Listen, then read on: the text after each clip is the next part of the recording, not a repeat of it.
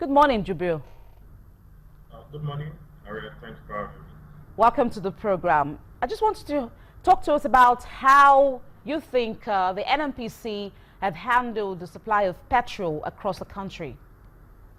Well, I think if we go look at the root cause of the issue itself, it basically boils down to availability of foreign currency for the importation of refined products into the country.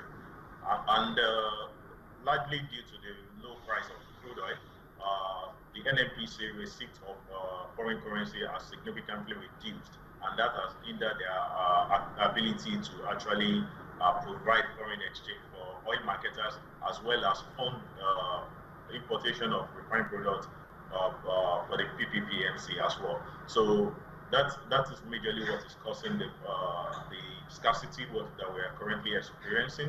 There is a low stock among the marketers as well as NNPC itself, and we expect a form of change in the near time, as we expect that the major focus of all the availability in the country now to be directed towards importation of refined products, but that takes time to begin to see the full effect of it. So we estimate that in another week or two, we should be able to see total elimination of long queues at petrol stations in the country. Now, one would think that petrol importation should be a top priority for the central bank in terms of providing forex for the companies involved in importing. It is a top priority, but why are we having the scarcity if that is a top priority for the Apex Bank? It is a top priority, but it is not the only importation that requires foreign currency as well. We have food products and other activities that needs to be funded by foreign currency as well. But the major reason for this is the low receipt of foreign currency by NNPC. Usually NNPC just provide the foreign currency to the commercial banks with directive for them to sell to petroleum marketers, and it's used part of it also to fund its own importation. But due to the low oil price, that has hindered that process significantly.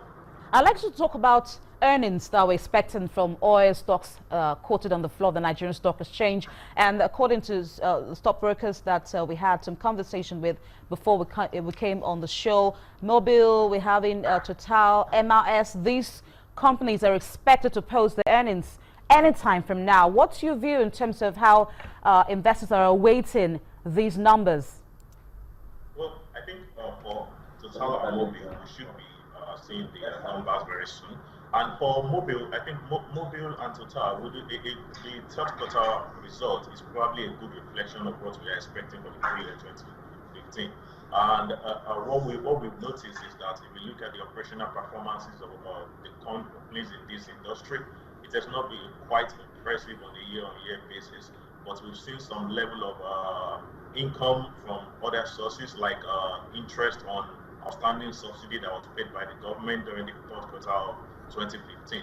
We see that push up earnings. We see that pushed earnings a bit in the upside direction. And we think that will be a major factor when you consider the earnings of these companies for the 2015 full year. However, on the operation basis, we think we are beginning to see the poor state of the petroleum marketing industry in terms of poor volume in 2015 on the companies, and I think until we see the first quarter result of 2016, then we can assess the new normal in the industry. But for now, 2015 results, we're still going to see some level of decline in earnings, but it is not going to be significant because the operational poor performance has been cushioned by the outstanding payments from the government.